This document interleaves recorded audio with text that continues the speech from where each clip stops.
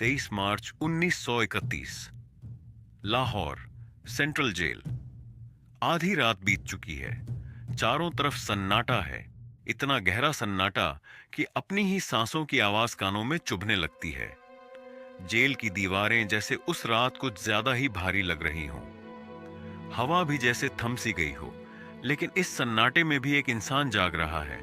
वो इंसान जिसे कुछ ही घंटों बाद फांसी दी जानी है। वो इंसान जिसका नाम आज भी दिलों में आग जला देता है। भगत सिंह। आज उनकी जिंदगी की आखिरी रात है। लेकिन असली सवाल ये नहीं है कि आज उनकी आखिरी रात है। असली सवाल ये है, क्या भगत सिंह डरे हुए थे? क्या उनकी आंखों में आंसू थे? या फिर वो मौत के सामने भी वैसे ही खड़े थे, निडर, शांत, मुस्कुराते हुए? आज की ये कहानी सिर्फ किताबों में दर्ज एक घटना नहीं है। ये वो सच्चाई है जो इंसान की आत्मा तक को हिला देती है। लाहौर सेंट्रल जेल, मोटे लोहे के दरवाजे, जंग लगी सलाखें, सिपाहियों के बूटों की भारी और बेरहम आवाज, और उन सब के बीच एक छोटी सी अंधेरी कोठरी। उसी कोठरी में बैठा है 23 साल का एक नौजवान। जिस उम्र में आज के लड़के अपने करियर के सपने देखते हैं, अपनी जिंदगी की प्लानिंग करते हैं, उस उम्र में ये नौजवान देश के लिए मौत का इंतजार कर रहा है। इतिहासकारों और जेल रिकॉर्ड बताते हैं कि फांसी से एक रात पहले भगत सिंह को अलग कोठरी में रखा गया था। शायद अंग्रेज जानते थे कि ये कोई आम कैदी नहीं है। ये वो इंसान है जिसके विचार जंजीरों से भी नहीं बंध सकते। अब कहानी यहां आकर एक अलग ही मोड़ लेती है।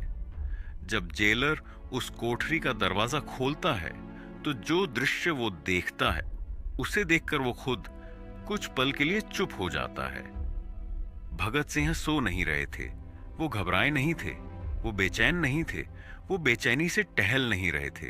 वो पूरी शांति से एक किताब पढ़ रहे थे।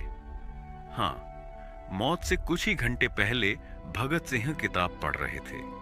वो किताब सिर्फ कागजों का ढेर नहीं थी। वो उनके विचारों की तरह गहरी थी।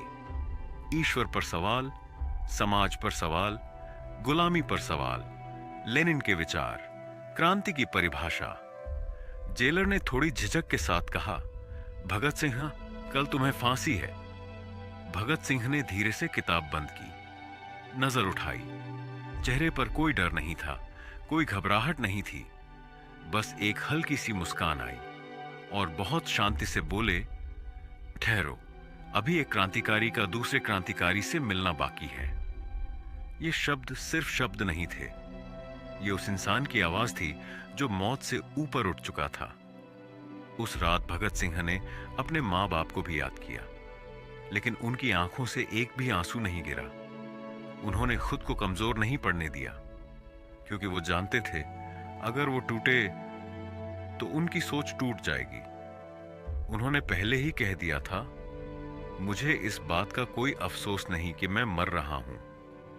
मुझे गर्व है कि मैं भारत के लिए मर रहा हूं। अपने पिता को लिखे पत्र में उन्होंने साफ शब्दों में लिखा था, अगर मैं आज समझौता कर लूं तो क्रांति की आत्मा मर जाएगी। सोचिए, 23 साल का एक लड़का, इतनी गहरी सोच, इतना बड़ा साहस, इतनी मजबूत आत्मा। इतिहास ये भी बताता है कि फांसी सुबह दी जानी थी, लेकिन अंग्रेज सरकार डर गई। उन्हें डर था कि अगर सुबह फांसी दी गई तो लोग सड़कों पर उतर आएंगे, बगावत भड़क उठेगी। इस डर की वजह से फांसी का समय बदल दिया गया और तय हुआ कि भगत सिंह, सुखदेव और राजगुरु तीनों को शाम को ही फांसी दी जाएगी। जब सिपाही उन्हें लेने आए तो भगत सिंह बिना कुछ कहे खड़े हो गए। उनके चेहरे पर डर की एक भी लकीर नहीं थी। तीनों ने एक दूसरे की तरफ देखा, कोई शब्द नहीं बोले, बस हल्की सी मुस्कान आई। और फिर जेल की दीवारों में गूंज उठी आवाज, इनकलाब जिंदाबाद, साम्राज्यवाद मुर्दाबाद। ये नारे नहीं थे, ये गुलामी के ताबूत में आखिरी कील थे। फांसी के तख्त की ओर बढ़ते हुए भी उनके कदम नहीं कांपे।